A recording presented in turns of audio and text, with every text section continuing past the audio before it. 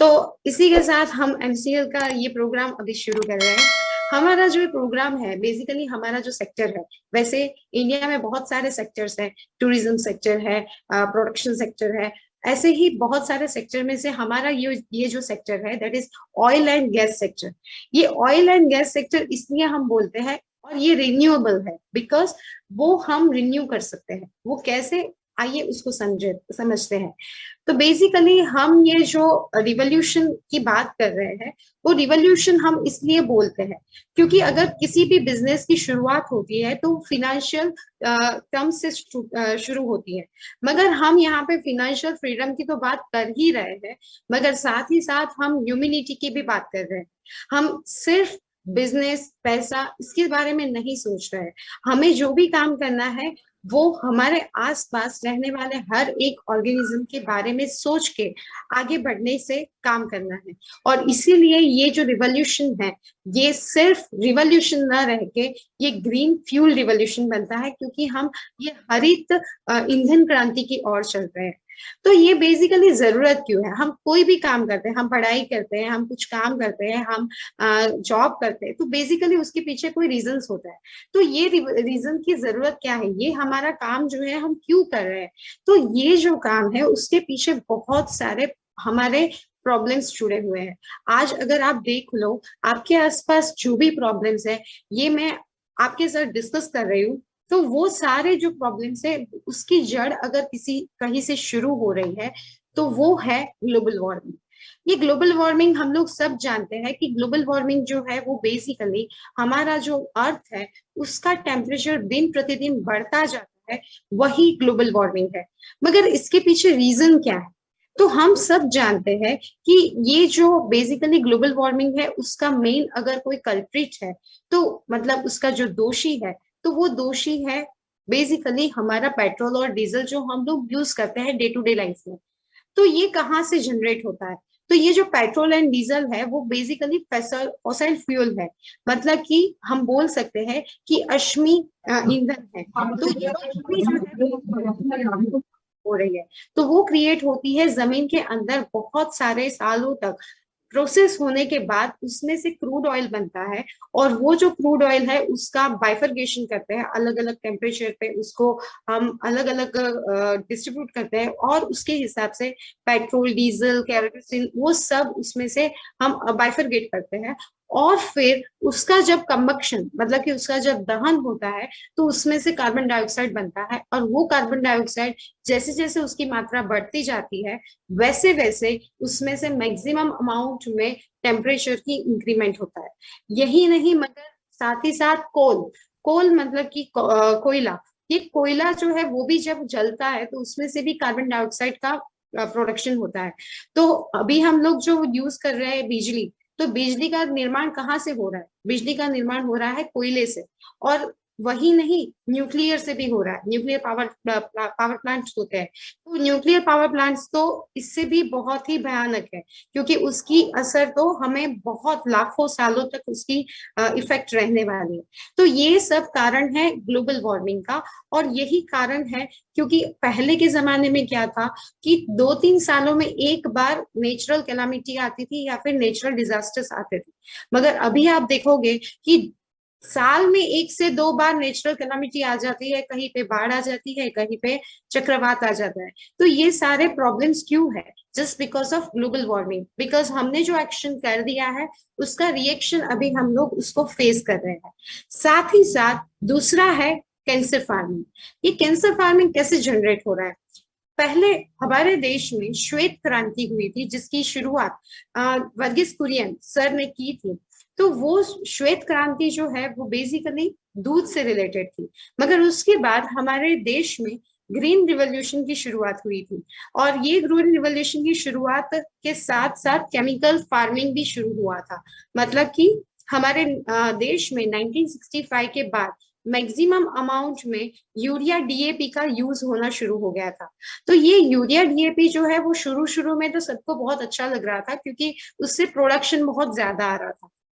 मगर वो प्रोडक्शन धीरे धीरे बहुत बढ़ते बढ़ते इतना बड़ा कि सबको ऐसा लगा कि उसमें बहुत ज्यादा अमाउंट में प्रोडक्शन है, आ रहा है। मगर अगर आज हम देखें तो 1 एकड़ में से जो हम प्रोडक्शन कर रहे हैं, वो पहले जब ऑर्गेनिक कंडीशन में, ऑर्गेनिक तरीके से लोग जो प्रोडक्शन करते थे, उसके कंपैरिजन में तो बहुत ही ज्यादा कम है। तो दैट इज वाई हम बोल सकते हैं कि उसका प्रोडक्शन जो है वो पर एकड़ धीरे धीरे कम हो रहा है। और साथ ही साथ इसमें मैक्सिमम अमाउंट में नाइट्रोजन, फास्फोरस और पोटेशियम होता है। तो ये जो है जमीन की बेसिकली जो रिक्वायरमेंट है, जमीन की रिक्वायरमेंट है कि उसमें बहुत ज्यादा मिनरल्स चाहिए। तो ये जो मिनरल्स है, पहले के जमाने में क्या था, जब हम ऑर्गेनिक फार्मिंग करते थे, उस टाइम पे हमारे जमीन में नेचुरली अर्थवॉर्म्स थे। तो ये अर्थवॉर्म्स क्या करते थे, तो 15 फीट ऊपर, जमीन के ऊपर आके 15 फीट नीचे जाते थे। दैट मीन्स कि उनका जो कंटिन्यूअस प्रोसेस साइक्लिंग चलता ही रहता था। वो 15 फीट ऊपर आके 15 फीट नीचे जाते थे। सो उससे बहुत सारे पोर्स बनते थे हमारी जमीन में, यानी कि बहुत सारे छेद बनते थे, जिससे कि हवा में, हवा का जो एयर सर्कुलेशन है वो जमीन के अंदर होता था। साथ ही साथ पानी की जो पोरोसिटी है, मतलब कि जो पानी जमीन के नीचे जाना चाहिए, उसकी भी मात्रा बहुत ज्यादा बढ़ती थी। और इसीलिए हमारा जो जमीन का जो पानी का लेवल था वो बहुत ही ऊपर के स्तर पे था। मगर ये फर्टिलाइजर्स यूज करने की वजह से, ये बेसिकली ये तीन जो नाइट्रोजन, फास्फोरस और पोटेशियम का यूज होता है, और उसके साथ साथ बहुत सारे सॉल्ट्स भी बनते हैं। और वो जो सॉल्ट है वो डिकम्पोज हो जाते हैं, वो उसका लेयर बना देते हैं जमीन के ऊपरी स्तर पे। और उसी की वजह से वो ऊपरी जो स्तर है हमारी जमीन का, वो पूरा का पूरा एक सीमेंटिंग लेयर बना देता है। और उसी की वजह से हमें जो प्लांट को जो न्यूट्रिशन जमीन के अंदर से मिलने चाहिए वो नहीं मिलते, नेचुरल तरीके से जो मिलने चाहिए वो नहीं मिलते हैं। और इसीलिए उसमें बहुत सारे डिसीज आते हैं। और वो डिसीज को क्योर करने के लिए हम लोग दूसरे उसके ऊपर पेस्टिसाइड्स का स्प्रे करते हैं, और उसके ट्रेसेस प्लांट्स में रह जाते हैं। वो प्लांट्स का फ्रूट या फिर वेजिटेबल्स जो भी हम खाते हैं, उसके ट्रेसेस हमारे बॉडी में आते हैं। और वही ट्रेसेस हमारे एनिमल्स में भी आते हैं, और उनके उनका जो दूध होता है उसके अंदर भी वही ट्रेसेस होते हैं। सो इस तरीके से वो सारे जो भी केमिकल ट्रेसेस है वो हमारी बॉडी में कंपोज होते होते होते ऐसी डेफिशिएंसी क्रिएट करते हैं, जिससे डिसीज का बढ़ोतरी होती ही रहती है।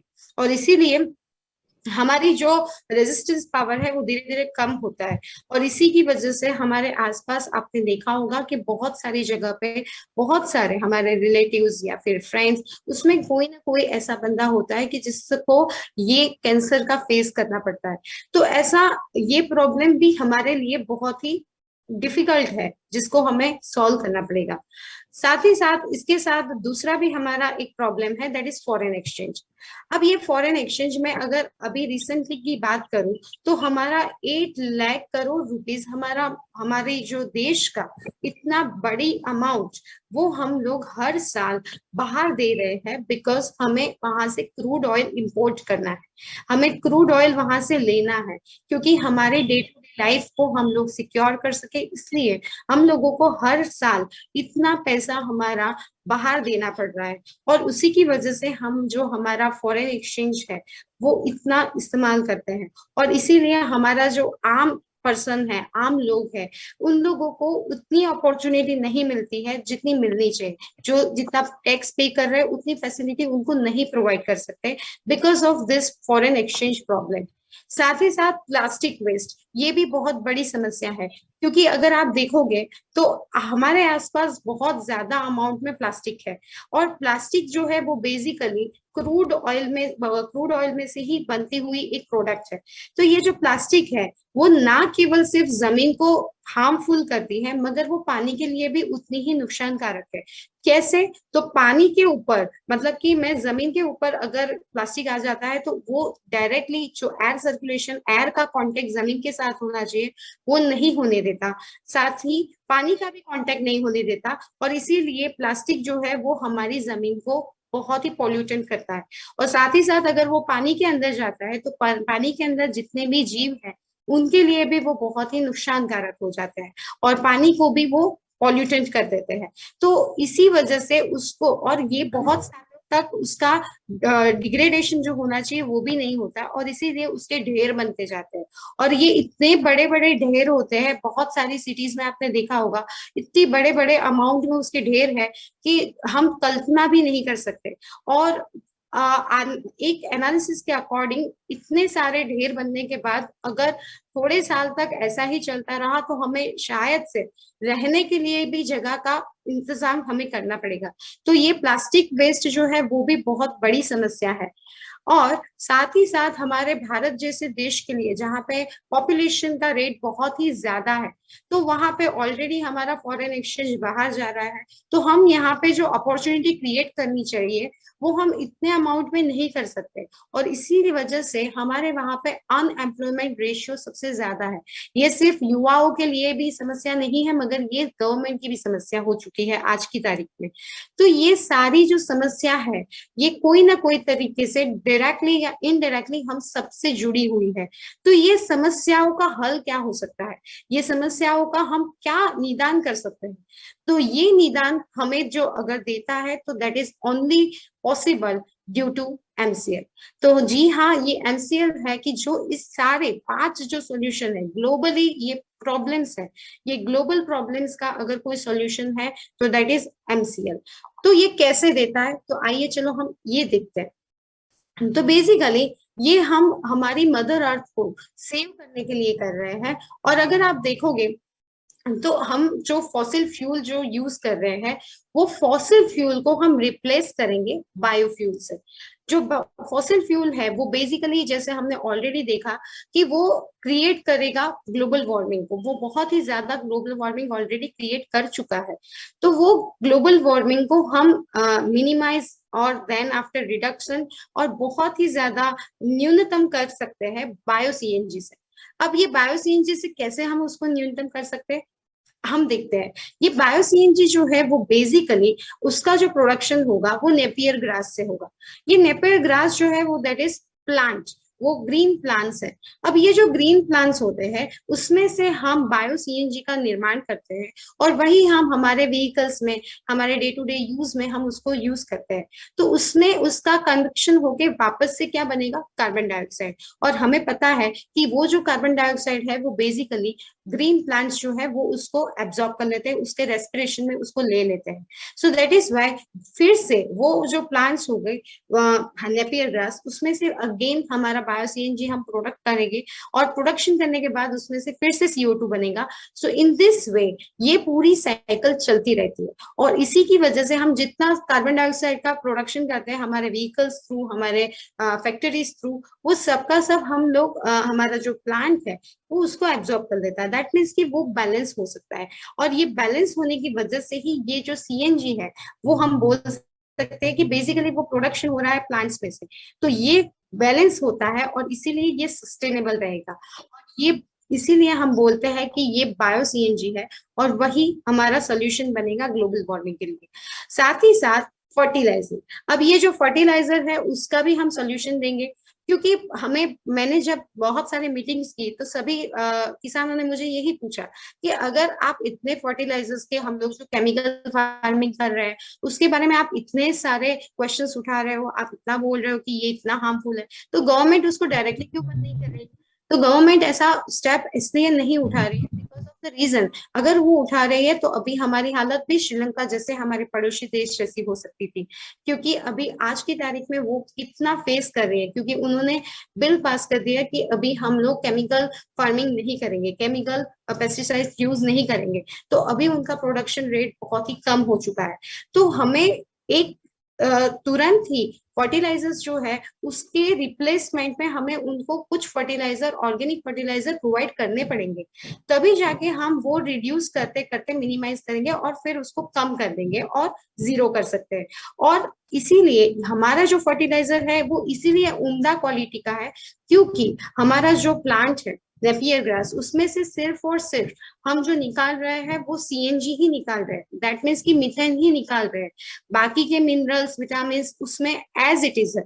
और इसीलिए हमारा जो फर्टिलाइजर बनता है वो उसमें भी वही विटामिन मिनरल्स वैसे एज इट इज है। और वही हम जब हमारी जमीन में डालते हैं ये फर्टिलाइजर्स, तब वो जो भी मिनरल्स है वो हमको हमारा फ्रूट जो है, वेजिटेबल्स है, उसमें उसके फॉर्म में वापस से हमारे बॉडी को मिलते हैं। सो इन दिस वे हमारा जो हम लोग जो केमिकल ट्रेसेस को अभी हम कंज्यूम कर रहे हैं, वो केमिकल ट्रेसेस कम होके होते हमारा जो ऑर्गेनिक ट्रेसेस है, ऑर्गेनिक जो हमारा मटेरियल है और मिनरल्स है, वो हम कंज्यूम करेंगे। सो इस वे ना केवल सिर्फ हमारी जमीन, मगर हमारे जो भी लोग हैं, वो हम सब लोग बहुत अच्छी तरीके से उसको कंज्यूम कर सकते हैं और सस्टेन बना सकते हैं। साथ ही साथ प्लास्टिक वेस्ट का भी मैनेजमेंट हो सकता है, क्योंकि इसकी टेक्नोलॉजी भी एमसीएल के पास है। क्योंकि प्लास्टिक वेस्ट जो है हमारे आसपास बहुत सारे ढेर बने हुए हैं। ये प्लास्टिक वेस्ट जो है बेसिकली वो केमिकल या फिर मैं बोल सकती हूँ कि कार्बन चेन है, कार्बन श्रृंखला है। ये प्लास्टिक जो है वो बेसिकली कार्बन श्रृंखला होने की वजह से अगर उसकी प्रोसेस की जाए, तो ये प्रोसेस होने के बाद उसमें से हम फ्यूल का निर्माण कर सकते हैं। और ये फ्यूल निर्माण होने की वजह से ये जो प्लास्टिक के बड़े बड़े ढेर बने हैं, उसका भी हम सोल्यूशन कर सकते हैं। और इसी की वजह से हम उसमें से फ्यूल बना के हम हमारा ये प्लास्टिक का सोल्यूशन लाएंगे। और ये सब सोल्यूशन अगर हम लाते हैं, दैट मीन्स कि हमारा हमने बायो सीएनजी का निर्माण किया, बेसिकली हम फ्यूल का निर्माण कर रहे हैं। सो उससे हमारा जो फॉरेन एक्सचेंज, जिसके लिए हम लोग बहुत सारे पैसे बाहर दे रहे हैं, वो फॉरेन एक्सचेंज धीरे धीरे कम होगा। वो इसीलिए कम होगा क्योंकि हम नेपियर ग्रास में से जो सीएनजी का प्रोडक्शन कर रहे हैं, वो बेसिकली हम लोग वो फार्मर से ही कलेक्ट करेंगे। और इसीलिए हमारा जो पैसा हम जो भी बना रहे हैं, प्रॉफिट करेंगे, वो डायरेक्टली किसको मिलेगा? डायरेक्टली मिलेगा हमारे फार्मर्स को। और इसी वजह से हमारा जो फार्मर है, उसी की कमाई उसको वापस मिलेगी। जो अभी हम लोग फॉरेन एक्सचेंज की तरफ बाहर दे रहे हैं, वो हमारी कमाई हमारे देश में रहेगी। दैट मीन्स कि हम सिंपली बोल सकते हैं कि देश की कमाई देश में ही रहेगी। सो हमारा जो आम इंसान है वो सशक्त बनेगा। और वो सशक्त बनेगा तो उसके साथ साथ हमारा जो अनएम्प्लॉयमेंट का प्रॉब्लम है, उसका भी सॉल्यूशन हम लाएंगे। तो इस तरीके से, क्योंकि अनएम्प्लॉयमेंट का प्रॉब्लम सॉल्व होगा, क्योंकि सब लोग जो माइग्रेशन कर रहे हैं, वो माइग्रेशन करने की बजाय वो अपने ही गांव में, अपनी ही तहसील में, वहां पे ही अपना रोजगार ले सकते हैं। और इसी वजह से ये जो हमारे 5 ग्लोबल प्रॉब्लम्स थे, वो पांचों प्रॉब्लम्स का अगर कोई सॉल्यूशन है तो वो इस तरीके से एमसीएल ने डिजाइन किया है और इसी ही विचारधारा पे वो काम करती है। तो इसी के साथ हम सब जो भी काम करते हैं, उसके पीछे हमारे कुछ हेतु होते हैं, कुछ पर्पस होते हैं। तो हम जो काम करते हैं, ये इसके पर्पस क्या है, इसका हेतु क्या है? तो इसका सबसे बड़ा पहला हेतु जो है, वो ये है कि हमारी पृथ्वी माँ को हमने ऑलरेडी बहुत ही हार्मफुल किया है, बहुत ही पॉल्यूशन फैला दिया है। ये पॉल्यूशन फैला दिया है और इसी की वजह से उसके रिएक्शन में अभी हमें ये सब कंडीशन में से फेस होना पड़ रहा है। क्योंकि अभी आप देखोगे हमारी बारिश का भी इतना प्रॉब्लम हो रहा है, क्योंकि वो इतना कम हो चुकी है, उसकी जो मात्रा है वो पहले के कंपैरिजन में अभी बहुत ही कम हुई है। वो क्यों कम हुई है? Because of this pollution. तो ये पॉल्यूशन जो है वो हमें कम करना है, क्योंकि हमारी पृथ्वी माता को हमें वापस से वो सस्टेन कंडीशन में, वापस से वो पहले की कंडीशन में लाना है कि जो कंडीशन में हमें कुदरत ने दिया था। तो वापस वो तभी आ सकता है कि अगर हम वो सारे प्रॉब्लम्स जो है उसकी जड़ से उसको मिटाए, तभी हम ये मदर अर्थ को हम प्रोटेक्ट कर सकते हैं। और जमीन से डायरेक्टली अगर कोई जुड़ा हुआ है तो दैट इज फार्मर, मतलब धरती पुत्र। हम धरती पुत्र क्यों बोलते हैं? क्योंकि वो धरती से डायरेक्टली जुड़े हुए हैं। चाहे हम कोई भी हो, हम सिटी में रहते हो या फिर हम गांव में रहते हो या फिर हम फॉरेन में रहते हो, मगर हम सबको खाने के लिए चाहिए क्या? अन्न। तो ये अन्न कहाँ से आता है? वो अन्न आता है फार्मर के खेतों में से, उसके किसानों के खेतों में से। तो ये खेत, अगर ये बहुत सारे आपने देखा होगा, सुना होगा, पढ़ा होगा कि बहुत सारे किसान जब कर्जा लेते हैं तो उसमें से उनको बहुत तकलीफों से गुजरना पड़ता है। कभी कभी बाढ़ आ जाती है, कभी कभी बारिश कम आती है, कभी कभी पेस्टिसाइड्स डिसीज आ जाने की वजह से उनका जो क्रॉप है वो बहुत ही बुरी तरीके से नष्ट हो जाता है, और उसकी वजह से उनका जो कर्जा है वो धीरे धीरे बढ़ता जाता है, और उसकी वजह से उन शायद से वो कुछ गलत कदम भी उठा लेते हैं। तो वो ना होना पड़े, वो उनको ना करना पड़े, और उनकी जो बेसिक नेसेसिटी है वो भी हम उनको प्रोवाइड कर सके, और वो भी एकदम पॉजिटिव वे से। तो ये हमारा मेन मोटो है कि हम धरती और धरती पुत्र ये दोनों के काम में आ सके, वैसा कुछ करें कि जिससे ये दोनों सशक्त हो सके। और साथ ही साथ हमारे आसपास रहने वाले हर लोग जो ये अन्न को ग्रहण करते हैं, वो अन्न को खाते हैं, तो वो अन्न पॉल्यूशन फ्री होना चाहिए और कैंसर फ्री होना चाहिए, जिससे कि हमारे आसपास जो कैंसर की इतनी ज्यादा मात्रा बढ़ चुकी है वो कम हो जाए। क्योंकि हमारे देश में एक कैंसर ट्रेन चलती है, वो कैंसर ट्रेन की समस्या, मतलब कि वो कैंसर हम ऐसा बोल सकते हैं, वो मतलब कि ये डिसीज को हम रिमूव कर दें हमारे देश में से, ये हमें करना है। और हम ये जो पूरा हमारा जो भी आसपास का जो एनवायरनमेंट है, वो ना केवल सिर्फ हमारे लिए, मगर हमारे आसपास जितने भी जीव हैं उन सभी के लिए सुरक्षित बनाए। क्योंकि हम सबने छोटे थे तब थर्ड फोर्थ में हमने पढ़ा था कि एक फूड चेन थी, मतलब कि आहार श्रृंखला। तो आहार श्रृंखला जो थी वो बेसिकली उसमें छोटे से छोटा जीव था, उससे उसका बड़ा जीव उसको कंज्यूम करता था, तो इस तरीके से उससे बड़ा जीव उसको कंज्यूम करता था। तो ये पूरी एक फूड चेन थी, आहार श्रृंखला थी। मगर ये आहार श्रृंखला को हमें बचपन में सिखाया गया था कि अगर हम उसमें से एक भी कड़ी उसमें से अगर टूटती है तो वो पूरी आहार श्रृंखला डैमेज हो जाती है। तो वही काम हमने आज किया है, क्योंकि हमने हमारी आहार श्रृंखला को तोड़ के रख दिया है। आज आप देखोगे तो बहुत सारे पक्षी, बहुत सारे जीव, प्राणी बहुत ही ऐसा है कि खत्म होने की कगार पे है। तो ये क्यों हुआ है? क्योंकि हमारी एक्टिविटी की वजह से। अगर आप देखोगे, मैं छोटा सा एक एग्जांपल देना चाहूंगी। हमारे आसपास वल्चर थे पहले, वल्चर माने की गिद्ध। तो ये गिद्ध जो है उसकी मात्रा बहुत ही कम हो चुकी है, बिकॉज ऑफ हमने डीएपी का यूज किया। तो ये जो डीएपी है फर्टिलाइजर, वो बेसिकली क्या करता है, वो वल्चर की जो रिप्रोडक्टिव सिस्टम है उसको डैमेज करता है, और उसी की वजह से उसका जो एग प्रोडक्शन होना चाहिए वो नहीं हो रहा है, और कम हो रहा है। सो इसी की वजह से वो जो वल्चर है उसकी संख्या बहुत ही कम हो चुकी है। और वल्चर बेसिकली क्लीनिंग का काम करता है, मगर हमारे आसपास ये क्लीनिंग का काम, जो मतलब कि छोटे छोटे कीड़े होते हैं, छोटे छोटे जो भी डिसीज फैलाने वाले कीड़े हैं, उसको साफ करने का काम वल्चर करता था।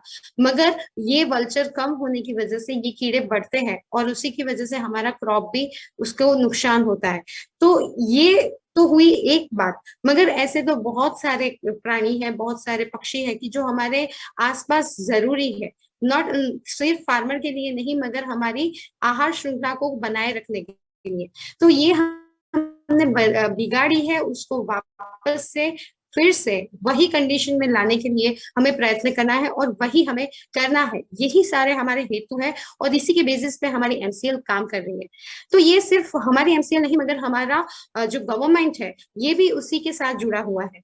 अगर मैं बात करूं, पेरिस एग्रीमेंट जब 2015 में हुआ था, तब हमारे प्रधानमंत्री श्री नरेंद्र मोदी सर भी वहां पे प्रेजेंट थे, और उन्होंने भी यही एजेंडा दिया था। उनके 5 एजेंडा थे बेसिकली। तो ये जो 5 एजेंडा थे उसके आधार पे मैं ये बोल सकती हूँ कि 2030 तक हमने नॉन फॉसिल एनर्जी की कैपेसिटी बढ़ा के 500 गीगावाट तक ले जानी है।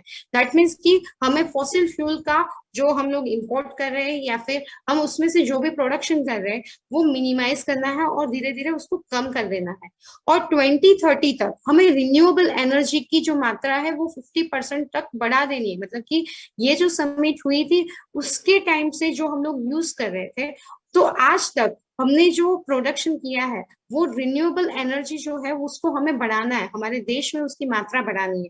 और साथ ही साथ हमारा जो यही प्रोजेक्ट होगा, जितने भी प्रोजेक्ट है, कि carbon emission by 1 million ton जो है वो हमें कट डाउन करना है।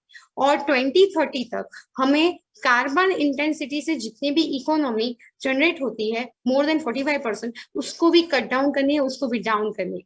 और 2070 तक हमारा यही टारगेट है कि हम नेट जीरो एमिशन टारगेट के साथ चल रहे हैं। मगर अगर हम 2070 की बात करेंगे, अगर हम उसी की राह देखते रहेंगे, तो हम तो करने से रहे। तो आज से हमें कुछ करना पड़ेगा, तब जाके हम उसका कुछ रिजल्ट 2070 या फिर आने वाले कुछ सालों में देख सकते हैं। तो आज से काम करना शुरू करोगे तभी उसका रिजल्ट हमें मिलना शुरू होगा। तो ये 5 एजेंडा जो है वो गवर्नमेंट भी उसके ऊपर काम कर रही है और इसी के साथ हमें भी आगे बढ़ना है। तो इसीलिए हम 2030 की वेट करते करते बैठे रहेंगे तो हमारा कुछ होने नहीं वाला। तो हमें आज से ही काम करना है। तो ये इसके बेसिस पे ही एमसीएल काम करती है। तो आइए हम लोग एमसीएल के बारे में कुछ इंफॉर्मेशन लेते हैं। ये एमसीएल जो है, मीरा क्लीन फ्यूल लिमिटेड जो कंपनी है, वो बेसिकली पब्लिक लिमिटेड कंपनी है और उसकी जो ऑथोराइज कैपिटल है दैट इज 100 करोड़।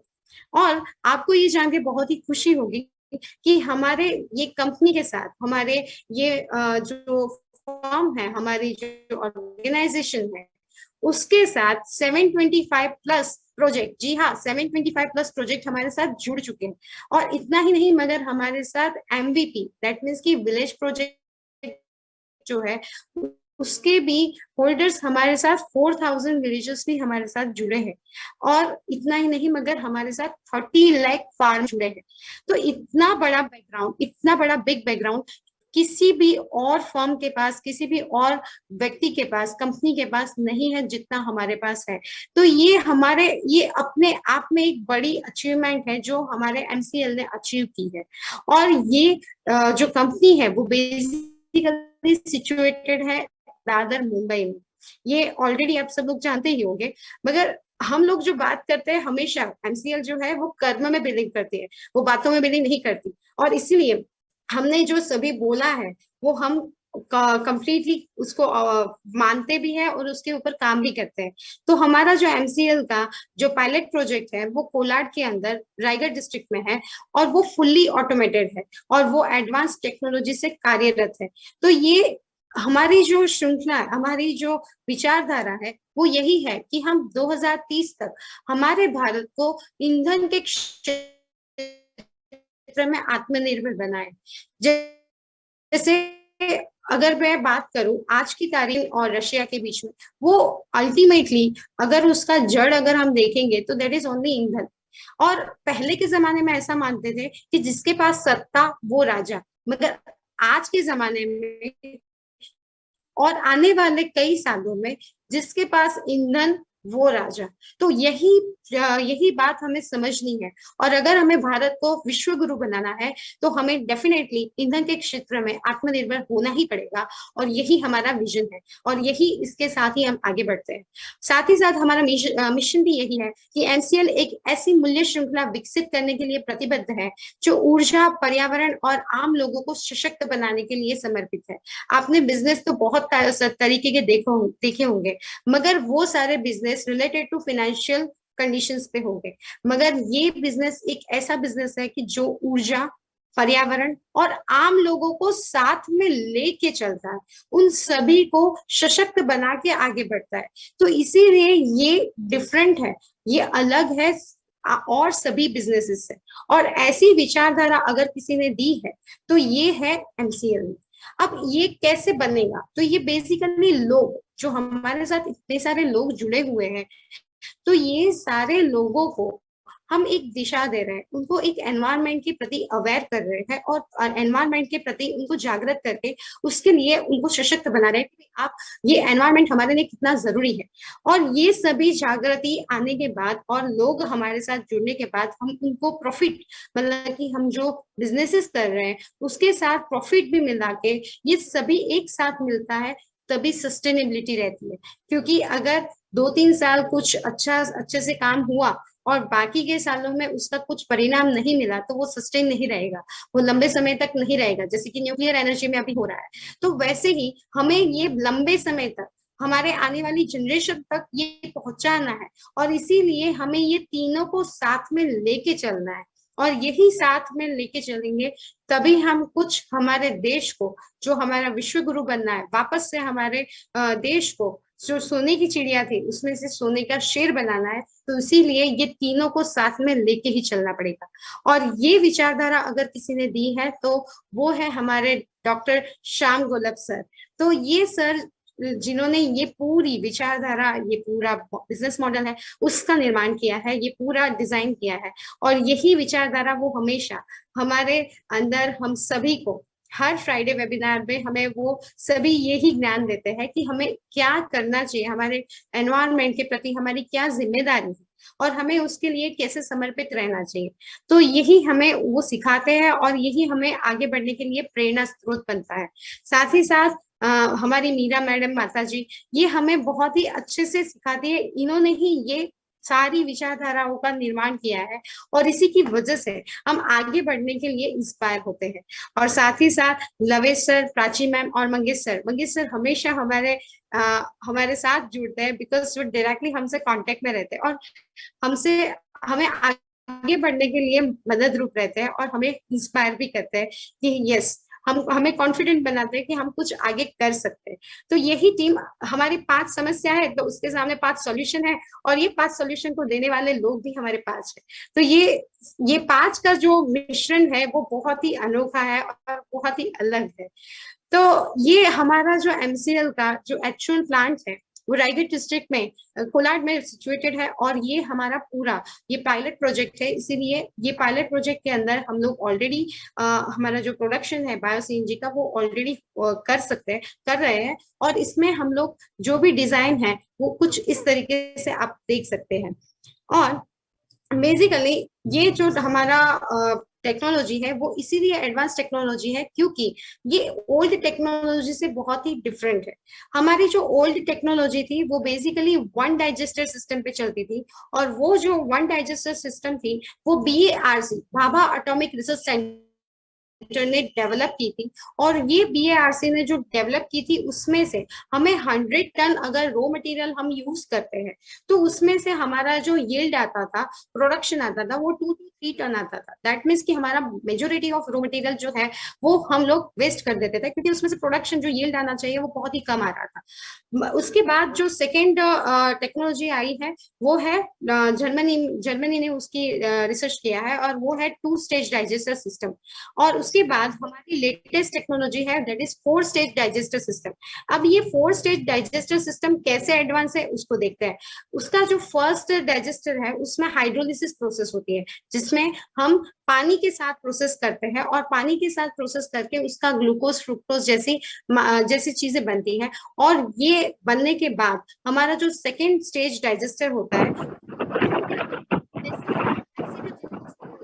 और उसमें एसिड जनरेशन, फॉलिक एसिड।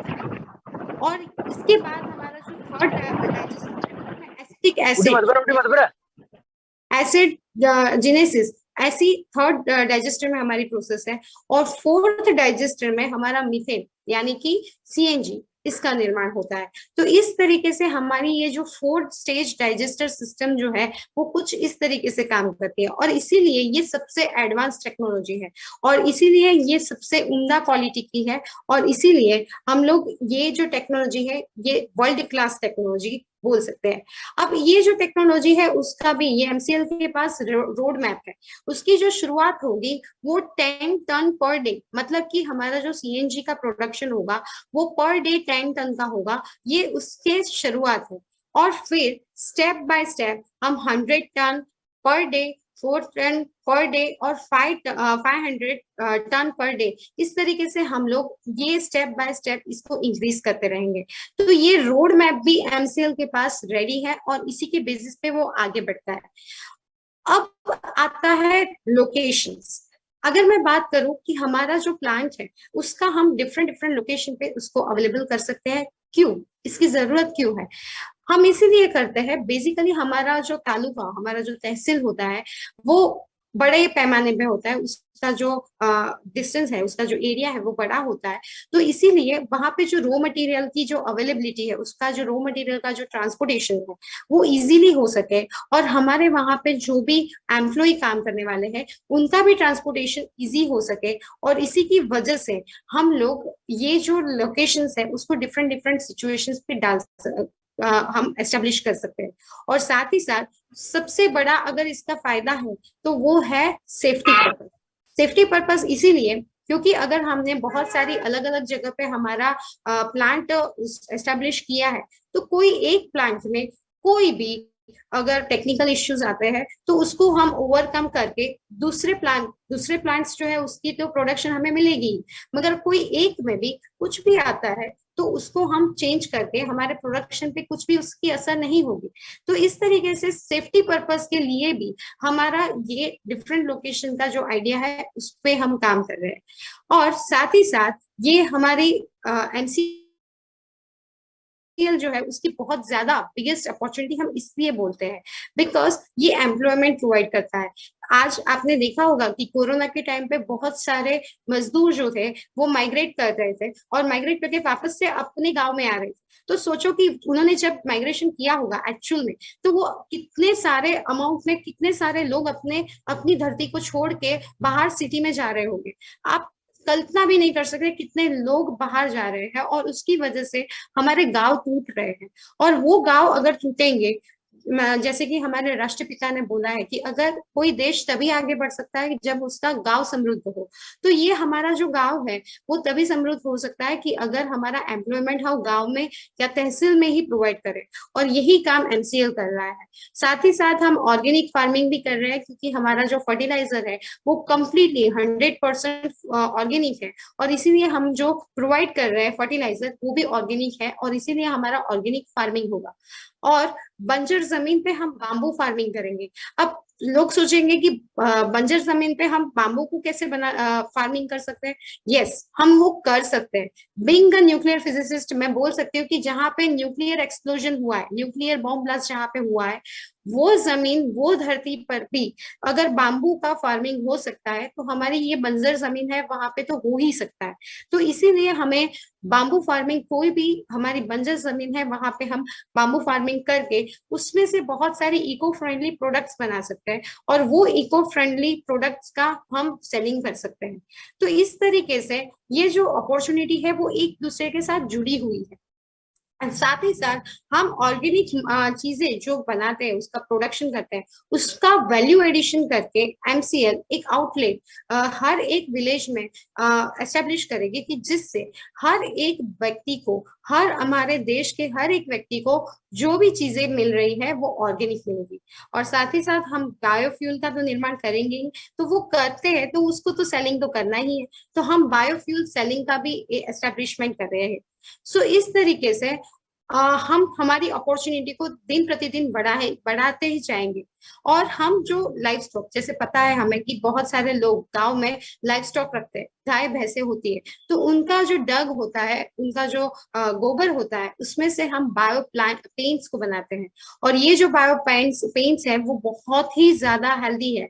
वो इसीलिए क्योंकि उसके अंदर से रेडिएशन पास नहीं होते। सो इसीलिए ये बायो पेंट्स जो है वो बहुत ही उम्दा क्वालिटी का होगा। और ये बायोप्लास्टिक का भी हम निर्माण कर सकते हैं। बायोप्लास्टिक जो है वो डिग्रेडेबल है। जो अभी हम लोग प्लास्टिक यूज कर रहे हैं वो डिग्रेडेबल नहीं है।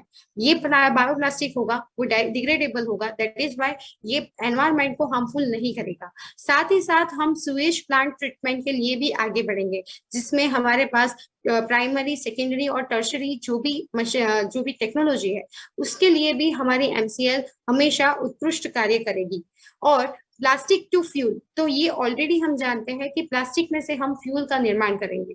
और बायोकोल, ये बायोकोल क्यों जरूरी है, क्योंकि कॉल जो है उसमें ऑलरेडी अभी जो कॉल हम यूज कर रहे हैं वो हम लोग जिसमें से बना, मतलब कि जो अश्मी कोल है, मतलब कि फॉसिल फ्यूल, उसका ही एक असर है कॉल, जो कोयला हम यूज कर रहे हैं। मगर अभी हम जो बायोकोल बनाएंगे वो बायोकोल बेसिकली हमारा बाम्बू में से हम निर्माण करते हैं और ये बायोकोल हम यूज करेंगे हमारे बॉयलर्स में, हमारे जहाँ पे भी जरूरत है वहां पे हम इसको यूज करेंगे, जिससे कि जो हमारा पोल्यूशन है वो बहुत ही रिड्यूस हो जाएगा। और हमारे पास सीएनजी तो है, तो सीएनजी की वजह से हम लोग ये जो हमारी इलेक्ट्रिसिटी है उसका जनरेशन भी हम करेंगे। तो इस तरीके से इतनी सारी, यही नहीं इससे भी बहुत सारी अपॉर्चुनिटी हमारे पास हमारे एमसीएल ने डिजाइन किया है। और इसके लिए हमें बहुत सारे बहुत सारे वेबिनार्स अगर आप देखोगे तो हमें फ्राइडे वेबिनार्स हमारे श्याम सर जो लेते हैं उसकी लिंक भी अवेलेबल रहती है। तो आप देखोगे तो बहुत सारे ये सारी जो अपॉर्चुनिटी है वो हमें दिखाई जाती है और हमें ये बताई जाती है कि हम क्या क्या कर सकते हैं, हमारी एमसीएल क्या कुछ नहीं कर सकती। और साथ ही साथ ये सब कुछ जनरेट तब हो सकता है जब हम एमसीएल प्रोड्यूसर ऑर्गेनाइजेशन को एस्टेब्लिश करें, दैट मीन्स की एमपीओ। ये एमपीओ जो है वो बेसिकली हर एक तालुका में, हर एक तहसील में एस्टेब्लिश किया जाएगा। और उसके लिए हमें 2 कंपनीज का निर्माण करना है, दैट मीन्स की one होगी हमारी प्राइवेट लिमिटेड कंपनी और एक होगी एफपीओ। अब ये जो एफपीओ है that is farmer producer organization. तो ये जो एफपीओ जो है वो बेसिकली कोऑपरेटिव और कॉर्पोरेट, ये कॉर्पोरेट, ये दोनों को मिला के 2018 में नई पॉलिसी के अकॉर्डिंग ये एफपीओ का निर्माण किया गया है। और ये जो एफपीओ है उसमें हमें हर एक हमारे तहसील के 15,000 जितने जितने मेंबर्स है उसको जोड़ना है, उसको हमारे साथ जोड़ना है। वो क्यों जोड़ना है? वो इसीलिए जोड़ना है कि क्योंकि हम उनके साथ डायरेक्टली कम्युनिकेट कर सके, हमें डायरेक्टली उनके साथ ज्वाइन हो सके। और बेसिकली जब हम ये एफपीओ मेंबर बनाते हैं तो उसके लिए उसको बनाने के टाइम उसको हम कुछ देते हैं, दैट मीन्स कि उसका जो भी उसने पे किया है वो जो पे कर रहा है दैट इज शेयर प्राइस उसकी 10 है, मतलब कि एक शेयर की कीमत अगर मैं बोलूँ तो 10 रुपीज है। और रजिस्ट्रेशन फीस जो है दैट इज 100 रुपीज। ऐसे कुल मिला के 110, दैट मीन्स की 110 रुपए में वो हमारा एफपीओ मेंबर बनता है। और ये जो एफपीओ मेंबर है वो इतनी राशि धनराशि अगर हमें देता है तो हम उसके सामने उसको कुछ देते हैं। और ये कुछ नहीं होता, बहुत ज्यादा होता है, क्योंकि वो एफपीओ जो है वो एफपीओ मेंबर को हम लोग क्या देते हैं, तो नेपियर ग्रास को फार्म करने के लिए, फार्मिंग के लिए हम लोग 1 एकड़ जमीन उसको प्रोवाइड करते हैं। साथ ही साथ ये हम ऑर्गेनिक फार्मिंग के लिए उसको जो भी फर्टिलाइजर्स चाहिए, उसके बीज चाहिए, सीड्स चाहिए, वो सब भी हम प्रोवाइड करते हैं। और एम्प्लॉयमेंट तो हम प्रोवाइड कर ही रहे हैं। और डिस्काउंट कार्ड भी हम प्रोवाइड करेंगे। ये डिस्काउंट कार्ड क्यों यूज किया जाता है?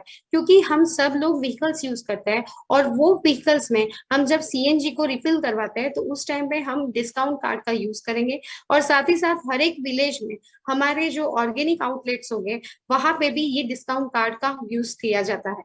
तो इस तरीके से हम ये डिस्काउंट कार्ड का भी उसको फायदा, उसको बेनिफिट दे सकते हैं। और साथ ही साथ हर एक शेयर के लिए हम उसको डिविडेंड देंगे। तो ये इस तरीके से ये पूरा डिजाइन किया गया है कि जो वो धनराशि दे रहा है उसके सामने उसको जो भी उसके बेनिफिट है वो भी मिलेंगे। अब ये कैसे पॉसिबल है? तो ये इस तरीके से पॉसिबल है कि ये जो एफपीओ का जो भी शेयर है वो हमारी जो private limited company, that means की तालुका कंपनी है, उसके अंदर हम उसको इन्वेस्ट करेंगे। दैट मीन्स की हमारा जो 10 रुपीज का एफपीओ का जो शेयर था वो फिजिकल शेयर था, उसको अब हम 1 रुपीज पर शेयर के हिसाब से डिमेट अकाउंट में हम उसको शेयर देंगे। और उसी की वजह से मतलब कि हमारी जो शुरुआत में जो कंपनी एस्टेब्लिश हुई होगी वो 10 टन पर डे की है। तो वो 10 टन पर डे की जो कंपनी है उसमें हम लोग ये इन्वेस्ट कर रहे हैं उसके शेयर। तो वो जब कंपनी ग्रो अप होते होते स्टेप बाय स्टेप उसका जब एस्टेब्लिशमेंट हो जाएगा तो वो 100 टन पर डे जाती है, तब वो कंपनी आईपीओ में जाती है।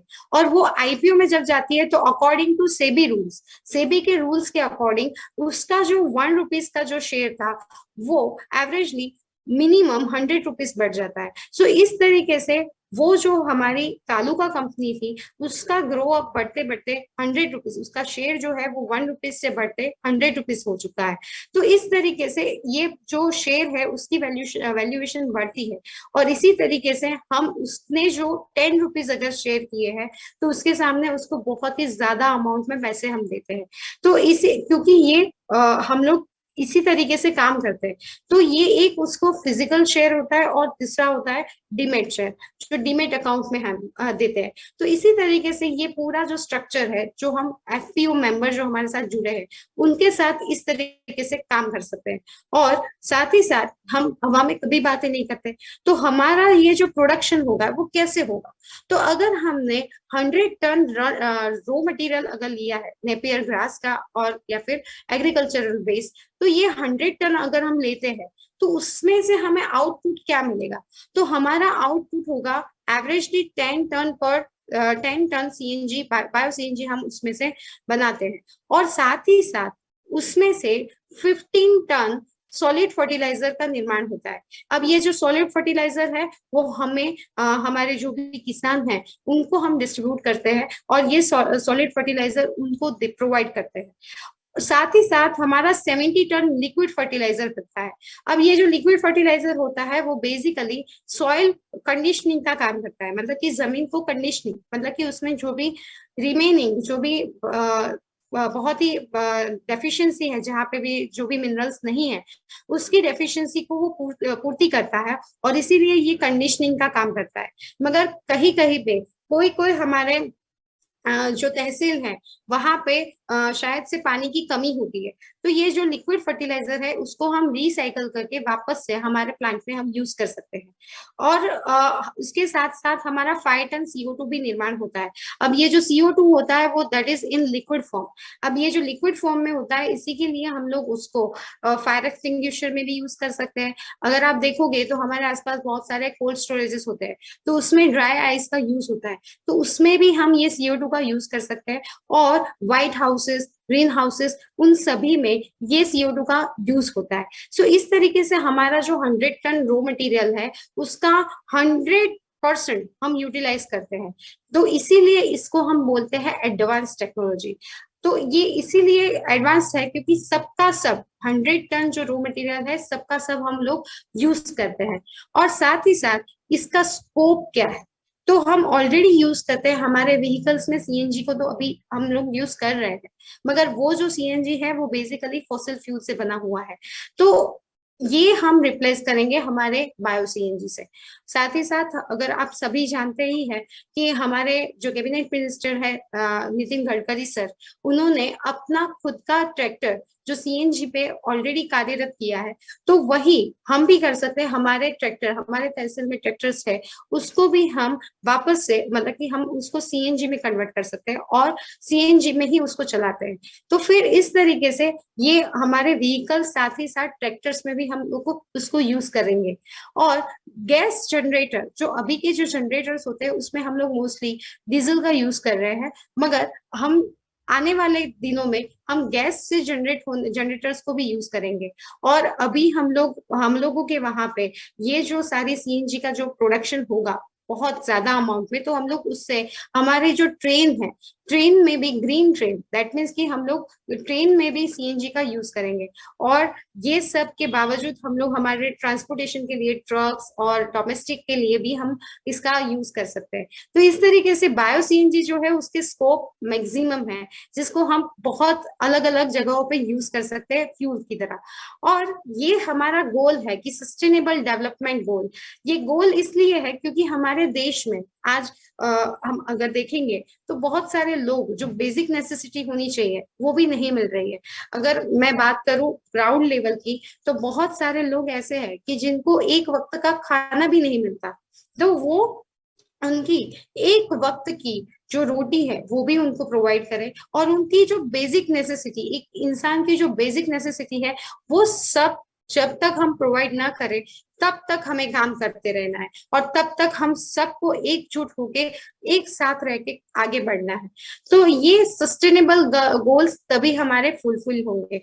हम सिर्फ जमीन के लिए नहीं, मगर हम लोग वाटर में रहने वाले हर एक जीव के लिए भी काम करेंगे, कि जिससे हमारा एनवायरनमेंट फिर से वापस से उसी कंडीशन में आ जाए जिस कंडीशन में हमें कुदरत ने दिया था। तो ये सब पॉसिबल तभी है कि अगर हम एमसीएल के साथ जुड़े, और एमसीएल के साथ जो हमारे एमसीएल विलेज प्रोजेक्ट है उसके साथ भी जुड़े। एमवीपी, ये एमवीपी जो है वो बेसिकली एमसीएल का हार्ट है। ये हार्ट इसलिए है क्योंकि हमारे शरीर में जैसे हार्ट होता है वो सिर्फ पंपिंग का काम नहीं करता, वो जो भी हमारा जो ब्लड है उसको हर एक पार्ट में, हमारे बॉडी पार्ट में वो पहुंचाने का काम करता है। तो वैसे ही ये एमवीपी है, वो भी एमसीएल का हार्ट है। वो किस तरीके से, आइए हम देखते हैं। तो बेसिकली जो हमारा एमसीएल का जो मॉडल है उसको समझते हैं। तो पहला एमसीएल जो है वो एमपीयू के साथ, दैट मीन्स की एमसीएल प्रोड्यूसर ऑर्गेनाइजेशन इसके साथ जुड़ा है, और वो एमपीओ एमवीपी के साथ हर एक विलेज में आए हुए एमवीपी के साथ जुड़ेंगे, और ये एमवीपी 15,000 किसानों के साथ, फार्मर के साथ जुड़ेंगे। तो इस तरीके से ये पूरा मॉडल है। ये जो मॉडल है वो बेसिकली ये हम बोल सकते हैं कि ये हमारा अमूल मॉडल है, और ये अमूल मॉडल से ही ये इंस्पायर डिजाइन किया गया है हमारा एमसीएल मॉडल। तो कुछ इस तरीके से वो काम कर रहा है। अब ये जो एमबीपी है उसके प्रोजेक्ट के लिए रिक्वायरमेंट्स क्या क्या है? तो उसके लिए रिक्वायरमेंट्स है कि 1.5 लाख डिपॉजिट जो भी एमबीपी मेंबर होगा उसको करनी है, और साथ ही साथ उसकी 2.5 एकड़ जमीन होनी चाहिए, कि जिससे वो कुछ फार्मिंग का काम है वो आगे बढ़ा सके। अब जब हमारा प्लांट डेवलप होगा उससे आगे, उससे पहले उसको लाइट कनेक्शन, 1 फेज का लाइट कनेक्शन होना चाहिए, और 1 इंच वाटर कनेक्शन भी उसका होना चाहिए, कि जिससे उसका जो प्रोडक्शन है, उसका जो फार्मिंग है वो आगे बढ़ा सके। साथ ही साथ उसका जो उसका जो फार्म है उसमें हमें 1/2 एकड़ फेंसिंग करनी चाहिए, तो जिससे वो एमबीपी जो है वो अपना आगे का काम, जो आगे उसको एमसीएल में जो रोल अदा करना है वो आगे कर सके। तो उसका क्या क्या रोल हो सकता है? जैसे कि हमारे हार्ट में, हार्ट क्या करता है बेसिकली, उसके अंदर ब्लड आता भी है और उसमें से बाहर भी जाता है। तो सेम वे हमारा जो एमवीपी है वो वही काम करता है। एमवीपी जो है एमपीओ में जो भी जनरेट होता है, जैसे कि फर्टिलाइजर, सीड्स, ऑर्गेनिक फर्टिलाइजर, ये सब का जो भी डिस्ट्रीब्यूशन करना है, और साथ ही साथ जो भी कलेक्शन करना है रॉ मटेरियल्स का, वो कलेक्शन करने के लिए उसको एक वेयर हाउस की नीडेड होगी, जरूरत होगी, और इसीलिए वो गोडाउन का एक निर्माण करना होगा। और साथ ही साथ उसका एक ट्रेनिंग सेंटर भी होगा, कि जहाँ पे उसने जो सीखा है, उसने जो जाना है, वो और किसानों को भी ज्यादा, उसको भी, उनको भी जानना बताए, और उनको भी वो सब कुछ बताए कि जो उसने जो भी सीखा है अपने ट्रेनिंग सेशन में, वो उन सभी जो भी किसान है उसके साथ जुड़े हुए उन सभी को बताए।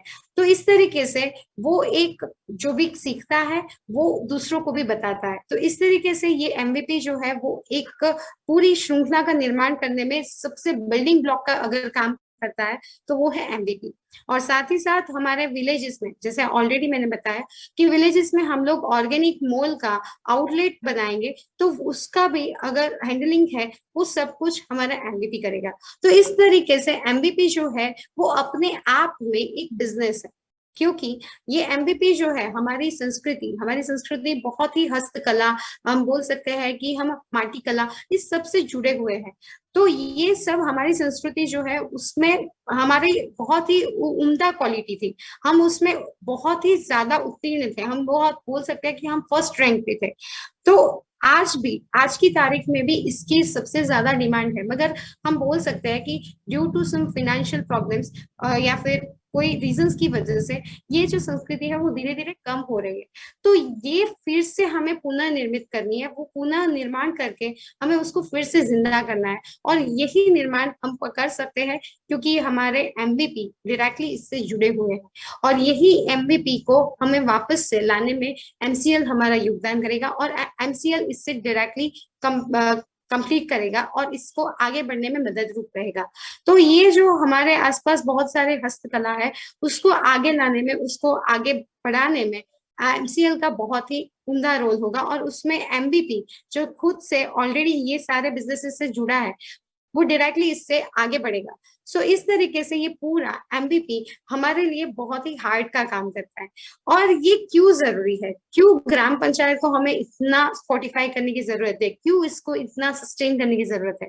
बिकॉज हमारा ये विजन है, हमारा हर एक ग्राम पंचायत, जितने भी ग्राम पंचायत है उसमें 0 वेस्ट होना चाहिए, मतलब कि वहां पे कुछ भी वेस्ट जनरेट नहीं होना चाहिए, और वेस्ट जनरेट जो होता है उसका भी हम बैलेंस कर ले, और साथ ही साथ उनको वाटर मिलना चाहिए, पानी, पानी की जरूरत है। क्योंकि हम आसपास देखते हैं कि बहुत सारे गांव में अगर आप देखोगे, ये अगर समर की सीजन अभी है तो वहां पे बहुत सारे लोगों को एक एक मंथ तक, 2 2 महीने तक पानी नहीं मिलता है।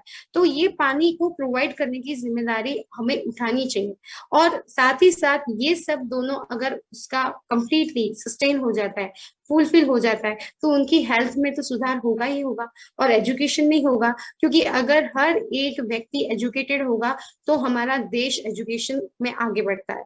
और हमारी ये सब एजुकेशन हेल्थ अच्छी होगी तो हमारी जो कम्युनिटी बनेगी वो सबसे उम्दा और सबसे बेस्ट होगी। और हमारे पास जो एसआरएस फंड आएगा उसमें से हम इलेक्ट्रिसिटी और रोड, ये सब जो बेसिक नेसेसिटी है उसका भी हम उसको फैसिलिटी जो है वो भी हम प्रोवाइड करेंगे। और साथ ही साथ एम्प्लॉयमेंट का तो सोल्यूशन हम दे ही रहे हैं। और स्पोर्ट्स, ये स्पोर्ट्स जो है वो एक अच्छी कम्युनिटी बनाने के लिए सबसे इम्पोर्टेंट रोल प्ले करता है। बहुत सारे बच्चे हैं जिनमें बहुत अच्छी क्वालिटी होती है खेलने के लिए, मगर फिर भी वो लोग अच्छे से खेल नहीं पाते हैं, जस्ट बिकॉज उनके पास उतनी फैसिलिटी नहीं है। तो हम हर एक ग्राम पंचायत में ऐसा स्पोर्ट्स कॉम्प्लेक्स निर्माण करेंगे कि जिससे उनको वो सारी फैसिलिटी मिले कि जिससे वो अपना नाम, अपने देश का नाम आगे बढ़ा सके। साथ ही साथ हम इमरजेंसी एड, मतलब कि कोरोना के टाइम पे बहुत सारी जगह पे जो बेसिक नेसेसिटी होनी चाहिए वो भी नहीं थी, और उसी की वजह से लोगों को एक जगह से दूसरी जगह पे घूमना पड़ता था। तो वो कंडीशन फिर से अगर इन फ्यूचर आती है तो हमें ये फिर से कंडीशन में से गुजरना ना पड़े।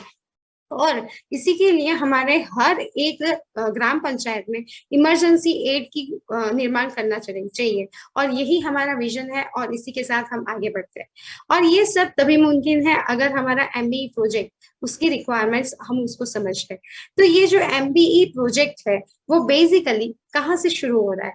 तो ये एमबीई प्रोजेक्ट जो है वो हमें एस्टेब्लिश करने के लिए उसकी जड़ से जाना है। उसका स्टार्टिंग जो पॉइंट है वो है साइट। अब ये जो साइट सिलेक्शन है वो कैसे करेंगे? तो साइट सिलेक्शन के लिए बहुत सारे क्राइटेरिया है, और वो क्राइटेरिया को ध्यान में रखते हुए हमें आगे बढ़ना है। तो वो क्राइटेरिया में पहला क्राइटेरिया अगर मैं बोलूं तो हमें हाई टेंशन इलेक्ट्रिक लाइन जहां से पास ना होती हो वैसी लाइन सिलेक्ट करनी है। वो इसीलिए लैंड ऐसी सिलेक्ट करनी है, उसका रीजन ये है क्योंकि हमें जो भी हमारी जो अगर वहां से हाई टेंशन इलेक्ट्रिक लाइन पास होगी तो हमें परमिशन लेने में बहुत सारी दिक्कतें आ सकती हैं। साथ ही साथ हमें वाटर रिक्वायरमेंट बहुत ही अच्छी तरीके से होनी चाहिए, अवेलेबिलिटी बहुत ही अच्छी होनी चाहिए, और मगर वाटर बॉडीज जो है उससे दूर होना चाहिए। क्योंकि वाटर बॉडीज में अगर पानी बहुत ज्यादा आया तो हमारे प्लांट को वो प्रॉब्लम कर सकता है। सो इसीलिए हमारी वाटर अवेलेबिलिटी होनी चाहिए मगर वाटर बॉडीज से दूर होना चाहिए। साथ ही साथ हमारा जो प्लांट एस्टेब्लिश करेंगे उसका उसके लिए जो जमीन है उसके 0.5 मतलब कि ½ किलोमीटर के एरियल डिस्टेंस में हम विलेजेस या फॉरेस्ट एरिया या हिस्टोरिकल प्लेसेस को मिनिमाइज करें, या फिर उससे दूर रहना जरूरी है, तभी हमारी परमिशंस हमें मिल सकती है। और अगर मैं बात करूँ तो बहुत सारे हमारे वहाँ पे 2 टाइप के जोन होते हैं हमारे। एक तो होता है रूरल एरिया और दूसरा होता है अर्बन एरिया। तो जो रूरल एरिया होता है उसके अंदर हमें ग्राम पंचायत में से एनओसी लेनी पड़ेगी, और एनओसी जब मिलती है तभी हम साइट के लिए आगे बढ़ सकते हैं। और साथ ही साथ अगर हमने अर्बन एरिया में अगर हमारी पसंद की है तो उसमें अलग अलग green 12 meter zone, commercial zone etcetera. तो हमें ग्रीन जोन में तो सिलेक्ट करना ही नहीं है, हमें इंडस्ट्रियल जोन को पसंद करना है कि जिससे हम लोग हमारी साइट को अच्छे से निर्माण कर सके। और हमारा जो साइट का जो लैंड है उसके लिए जो रोड है वो 12 मीटर अप्रोचेबल होना चाहिए। अगर ये सारे क्राइटेरिया हमारी जमीन, हमारी खुद की जमीन अगर फुलफिल करती है तो हम उसको सिलेक्ट कर सकते हैं हमारी साइट के लिए। मगर अगर नहीं कर रही है तो हमें लैंड को एज अ लीज हमें अरेंज करनी है। तो ये हुई सारी बातें साइट की लैंड सिलेक्शन के लिए, जमीन सिलेक्शन के लिए। अब जमीन सिलेक्शन हो जाने के बाद हमें एग्रीकल्चरल टू नॉन एग्रीकल्चरल करना है। अब उसके लिए हमारे पास क्या क्या होना चाहिए, तो उसके लिए हमें लैंड सर्वे करना पड़ता है। तो ये क्यों जरूरी है, क्योंकि हमें उसकी बैरिंग कैपेसिटी देखनी पड़ेगी, क्योंकि इतना बड़ा प्लांट अगर हम लगाते हैं तो ये जमीन हमारी कितनी उसको बेयर कर सकती है, कितना उसका टॉलरेंस पावर है, वो हमें चेक करना पड़ता है, और इसीलिए उसका सर्वे जरूरी है। साथ ही साथ ऑटोकैड ये बेसिकली सॉफ्टवेयर है कि जिससे पूरा जो भी हमारा जमीन है उसका पूरा हम डिजाइन क्रिएट करते हैं, उसका हमें पूरा डिटेल्स में स्ट्रक्चर चाहिए। और ये साथ ही साथ हमें रोड से कितना डिस्टेंस है, मेन रोड से, वो भी हमें चेक करना है। और ये सभी के साथ साथ हमें एमसीएल से एमबीई ड्राइंग लेना है, जिसको हमें सबमिट करना है हमारी एनए की फाइल। साथ ही साथ हमारा ग्राम पंचायत से एनओसी तो होना ही चाहिए, ये तो कंपलसरी है। और एनए एप्लीकेशन के लिए हमें जमीन के जो बेसिक डॉक्यूमेंट्स हैं, जैसे कि 7, 12, 8 है, ये सब डॉक्यूमेंट्स तो चाहिए। और डीएलआर मैप, पहले टीएलआर मैप था, मगर अब हम लोग डीएलआर मैप को यूज करते हैं और वो हम लोग फाइल में अटैच करते हैं। और साथ ही साथ ये फाइल जो है वो बेसिकली अब दो तरीके से है, पहले हमें ऑनलाइन तो सबमिट करनी ही है, और साथ ही साथ हमें कलेक्टर ऑफिस तक भी पहुंचानी है। तो इस तरीके से ये अकॉर्डिंग टू तहसील या फिर स्टेट टू स्टेट वेरी करता है, मगर मोस्टली हमें ये दोनों तरीके से इसको आगे बढ़ाना है। तो इस तरीके से ये सारे बेसिक नेसेसिटी है for agricultural to non agricultural. साथ के साथ हमें स्टेट पॉल्यूशन कंट्रोल बोर्ड की परमिशन चाहिए। बेसिकली ये जो स्टेट पॉल्यूशन कंट्रोल बोर्ड है, वो अगर मैं गुजरात की बात करूं तो that is Gujarat pollution control board. तो ये गुजरात पॉल्यूशन कंट्रोल बोर्ड जो है उसके कंसेंट में हमें क्यों लेना चाहिए, तो वो इसलिए लेना चाहिए बिकॉज हम लोग प्रोडक्शन कर रहे हैं, मैन्युफैक्चरिंग कर रहे हैं, और इसीलिए मैन्युफैक्चरिंग एक्टिविटी के साथ हमेशा ये कंसेंट जुड़ा होता है, और इसीलिए हमें ये कंपल्सरी लेना होता है। तो ये बेसिकली 2 स्टेप में होता है। सो कंसेंट टू एस्टेब्लिश, ये कंसेंट टू एस्टेब्लिश हम तब लेते हैं जब हमारी मशीनरी हम इंस्टॉल करते हैं, उससे पहले ये हमें लेना है। और फिर एक बार इंस्टॉलेशन हो जाए और उसको ऑपरेशन में लाने से पहले हमें कंसेंट टू ऑपरेट। तो इस तरीके से 2 स्टेप में हमारी ये जीपीसीबी की जो कंसेंट डिजाइन किया गया है। अब ये हमारा जो प्लांट होता है वो बेसिकली 4 टाइप्स में, मतलब कि अलग अलग 4 टाइप में वो कैटेगराइज किया गया है। उसमें से फर्स्ट कैटेगरी है that is red category. Red category के अंडर में वो प्लांट्स आते हैं जिसमें मैक्सिमम अमाउंट में केमिकल पॉल्यूशन का निर्माण होता है। ऑरेंज कैटेगरी में वो प्लांट्स आते हैं जिसमें रेड के कंपैरिजन में कम पॉल्यूशन का निर्माण होता है, मतलब निर्माण होता है। और ग्रीन कैटेगरी में वो प्लांट्स आते हैं जैसे कि एग्रोबेस, वैसी जो भी इंडस्ट्री है वो ग्रीन कैटेगरी में आते हैं। और व्हाइट कैटेगरी में वो प्लांट है कि जिसमें जीरो पॉल्यूशन, जिसमें कोई पॉल्यूशन जमीन का नहीं, हवा का नहीं, पानी का नहीं, कोई पॉल्यूशन नहीं होता, वो सारे प्लांट व्हाइट कैटेगरी में आते हैं। तो ये जो सारे जो भी टाइप्स है वो कैसे डिसाइड हुए, तो ये डिसाइड हुए हैं अकॉर्डिंग टू बिजनेस एक्टिविटी। आप बिजनेस कैसे, कौन से टाइप का कर रहे हो, कैसे टाइप से कर रहे हो, उस पर डिपेंड करता है कि आपकी कैटेगरी कौन सी होगी। और साथ ही साथ आपका जो गवर्नमेंट का फीस होगा वो भी डिपेंड करता है कि आप कितना इन्वेस्ट करने वाले हो। तो आपको जान के ये खुशी होगी कि हमारा जो एमसीएल है उसको सेंट्रल पॉल्यूशन कंट्रोल बोर्ड ने हमें इसको व्हाइट कैटेगरी में कैटेगराइज किया है। दैट मीन्स कि हम रियल में बोल सकते हैं कि वी आर वेरी लकी कि हमें ऐसा प्लेटफॉर्म मिला है कि जहाँ पे हम ना केवल सिर्फ हमारे लिए मगर हमारे आसपास के हर एक जीव के लिए काम कर रहे हैं, और उनको बिना नुकसान पहुंचाए, और उनको उल्टा हम लोग उसको बहुत ही फोर्टिफाई कर रहे हैं, बहुत ही उसको सशक्त कर रहे हैं। तो इसी तरीके से ये जो स्टेट पॉल्यूशन कंट्रोल बोर्ड है उसके लिए हमने ये डिजाइन किया गया है। और साथ ही साथ उसके लिए कौन कौन से डॉक्यूमेंट्स रिक्वायर, तो ये डॉक्यूमेंट्स उसके लिए सबसे पहले हमारा बिजनेस रजिस्ट्रेशन प्रूफ चाहिए, जो हमने प्राइवेट लिमिटेड कंपनी रजिस्टर्ड की है, उसके लिए जो भी प्रूफ है वो हमें तैयार करने हैं। और केवाईसी एप्लीकेंट, जो भी एप्लीकेंट है उसका केवाईसी भी होना चाहिए। मैन्युफैक्चरिंग प्रोसेस, ये मैन्युफैक्चरिंग प्रोसेस कैसे उसका एक रिपोर्ट होगा वो हमें डिजाइन करना है। और साथ ही साथ हमारी list of final raw material, मतलब कि हम कौन कौन से रॉ मटेरियल का यूज करेंगे, जैसे कि हम लोग नेपियर ग्रास का कर रहे हैं, एग्रीकल्चरल वेस्ट का कर रहे हैं, तो इस तरीके से जो भी हम लोग रॉ मटेरियल्स यूज करेंगे उस सब का लिस्ट होना चाहिए। फाइनल प्रोडक्ट, मतलब कि हमारे कौन कौन से प्रोडक्ट बनने वाले हैं और उसके साथ हमें कौन कौन से बाय प्रोडक्ट मिलने वाले हैं, उसका भी हमें लिस्ट एस्टेब्लिश करके पूरा बना के हमें एज ए डॉक्यूमेंट सबमिट करना है। साथ ही साथ हम investment certificate for pollution control system, उसके लिए कितना इन्वेस्टमेंट करने वाले हैं, पॉल्यूशन कंट्रोल करने के लिए कितना इन्वेस्ट होना चाहिए। तो हमारे वहां पे पॉल्यूशन तो जनरेट हो ही नहीं रहा, मगर हम उसके लिए भी कौन कौन सी कंडीशंस को ला सकते हैं, उसके लिए भी हमें लिस्ट डॉक्यूमेंट्स तैयार करके सबमिट करना है। साथ ही साथ इलेक्ट्रिसिटी कनेक्शन, मतलब कि हम कितना इलेक्ट्रिसिटी यूज कर रहे हैं, कितने अमाउंट में यूज कर रहे हैं, उसकी डिटेल्स हमें चाहिए। और उद्यम रजिस्ट्रेशन, ये उद्यम रजिस्ट्रेशन इसीलिए हमें चाहिए क्योंकि हम लोग प्रोडक्शन से जुड़े हुए हैं, मैन्युफैक्चरिंग से जुड़े हुए हैं। जो ट्रेडिंग से रिलेटेड जो भी बिजनेसेस है उसके लिए हम लोगों को उद्यम रजिस्ट्रेशन करना कंपलसरी नहीं होता है, मगर हमारा मैन्युफैक्चरिंग डिपार्टमेंट है, हम मैन्युफैक्चर कर रहे हैं, दैट इज वाई हमें उद्यम रजिस्ट्रेशन करना नेसेसरी है, और वो भी हमारा डॉक्यूमेंट्स में आता है। साथ ही साथ हमारी जो कंपनी होती है उसमें बोर्ड होता है, और ये बोर्ड में से रिजोल्यूशन पास होना चाहिए, और उसका ऑथराइजेशन भी डॉक्यूमेंटेशन के फॉर्म में हमें देना है। और वाटर रिक्वायरमेंट और वाटर बैलेंस डायग्राम, मतलब कि हमारी वाटर की जरूरत कितनी है, कितने अमाउंट में हम वाटर का यूज करते हैं, और कहाँ कहाँ पे यूज करते हैं, कितने प्रमाण में हम उसका यूज करते हैं, कितना रिसाइकल करते हैं, कितना हमारा वेस्ट होता है, ये सब का डायग्राम हमें बना के, उसका बैलेंस डायग्राम बना के हमें सबमिट करना है। तो इस तरीके से स्टेट पॉल्यूशन कंट्रोल बोर्ड की परमिशन हम जब फाइल करते हैं, तो उसके लिए ये नेसेसरी डॉक्यूमेंट्स है जिसको हमें तैयार करने हैं और वो हमें सबमिट करना है। साथ ही साथ हमें state fire and safety and state fire and safety के लिए भी बहुत ही जरूरी है, वो हमें ये परमिशन, एनओसी की परमिशन लेनी पड़ेगी।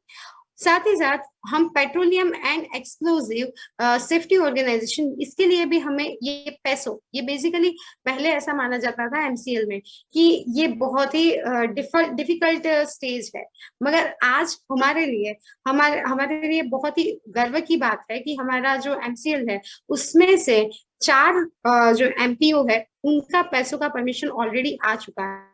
सो दैट इज, और बहुत सारे एमपीओ जो है उन्होंने इसके प्रति जो फाइल करने का प्रोसेस है उसको भी स्टार्ट किया है।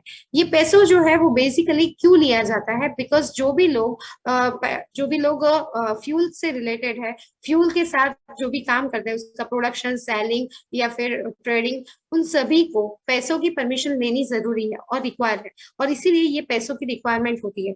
और इसकी परमिशन हमें हमारे महाराष्ट्र में जो नागपुर है वहां से हमें मिलती है, और ये बहुत सारे अलग अलग जोनल लेवल पे भी उसकी ऑफिसेस हैं, मगर हमें फाइल करनी है उसकी मेन ऑफिस से। साथ ही साथ उद्योग आधार रजिस्ट्रेशन इसलिए जरूरी है क्योंकि हम मैन्युफैक्चरिंग सेक्टर से है, जो ट्रेडिंग सेक्टर से है उसके लिए ये रजिस्ट्रेशन कंपलसरी नहीं है, मगर हम इसीलिए कंपलसरी है क्योंकि हमारा मैन्युफैक्चरिंग डिपार्टमेंट है। और जब हमें तालुका अलॉट हो जाता है तो उसके बाद हमें विद इन 7 डेज हमारे तालुका के लिए हमारा क्या विजन है, क्या मिशन है, और हम क्यों इसको आगे बढ़ाने के लिए हमारा योगदान दे रहे हैं, ये पूरा फाइल हमें एमसीएल ऑफिस में देना है।